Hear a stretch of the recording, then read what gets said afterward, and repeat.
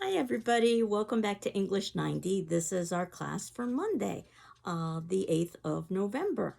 And basically, I wanted to keep things short because your second paper is going to be due today if you're watching this on Monday, the 8th. Remember that you're being asked to write 3 paragraphs. At least, you can always write more, but you can't write less. 3 paragraphs on a holiday that has special significance to you and why. In other words, you're focusing on an introduction that's well developed, that is basically giving the reader a sense of what your thesis and your paper will be about. You've got a body paragraph, and within that body paragraph, you've got a minimum of 3 pieces of evidence with details in order to support your position. And then finally, you've got a concluding paragraph, as well developed as any other paragraph, that gives a sense of closure. So that'll be due on the 8th, Monday, 11:59 p.m. via PDF to my email, ruiz@gcc.mass.edu. Again, if you need additional time, let me know. At this point in the semester, you should have written paper number 1, and I should have returned it to you. So if that hasn't happened, please contact me. And as you know, I've been talking about quotation, and I thought I would save that for our next class and just talk a little bit about our next essay. And I had indicated that there are some essays in the textbook that I wanted us to review because by the ending of the semester, I wanted us to transition from writing about our personal experiences, things like, let's say, special holidays or activities that give you a feeling of accomplishment, and instead transition over to responding to someone else's writing. So today's essay I thought would be rather applicable. We talked about same-sex schools last class, but certainly we live in the internet age, and the essay, which appears on page 728 to 732, is entitled, Is Google Making Us Stupid? Is Google Making Us Stupid? And again, what you want to do is to be able to read it and use some of the reading techniques that we talked about at the beginning of the semester. And you can see in the notes below, what I've done is I've outlined the major portions of that particular reading.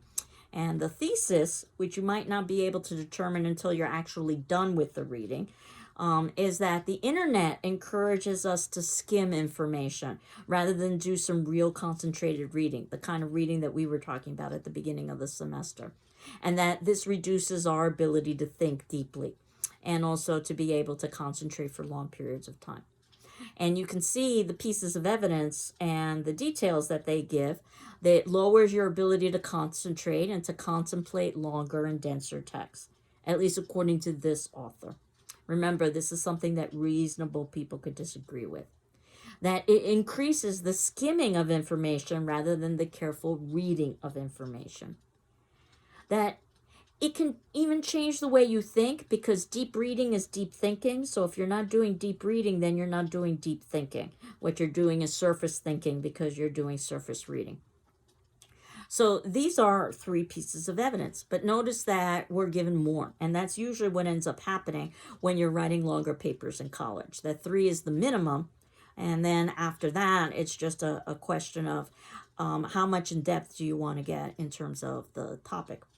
So they continue on, and it talks about how ultimately there is proof, not just anecdotal proof, storytelling from individuals, but also scholarly studies that people have studied this to see if there are indeed brain changes in the way we read based on computer logs of visitors to research sites, for instance. Of course, we could debate whether or not that's truly accurate information, that computer logs to research sites that indicate how long or how short amount of time somebody's spending on a site is any indicator of deep reading, but that's the correlation that they happen to draw. And that the price of all of this immediacy and convenience that we have, that we can know anything at any time within seconds, is a kind of intellectual laziness. And also that what the internet has done is it's turned us into even more voracious consumers because it encourages us to click on link in order to be able to get information about product, and that these links are tailored specifically to our needs, our desires, and our wants because of data gathering on the internet. So Again, this is something that we could disagree about, or we could agree about, or we could have a little bit of the two. I thought that today's attendance question could be a way that we could begin the discussion about that. So, the attendance question for our discussion forum, which would be due on Tuesday the 9th at 10 a.m., is, do you agree? Do you disagree? Or do you both agree and disagree that the internet is changing how we think in a negative way? Why or why not? And again, this is the kind of question for which there is no right or wrong answer, but obviously, since we are all products of the internet in this technological world that we live in, it certainly is a topic that is of, I think, of interest to all of us. And I'm quite curious to see what your reflections are. So, again, do you agree, disagree, or both that the internet is changing how we think and changing it in a negative way? And the rest of the class is basically yours to work on paper number 2, which will be due again at 11:59 p.m. And the next class will continue to talk about some punctuation and our next reading assignment. So I hope you're doing well. I'm doing well, and we will continue on next class. Take care. Bye-bye.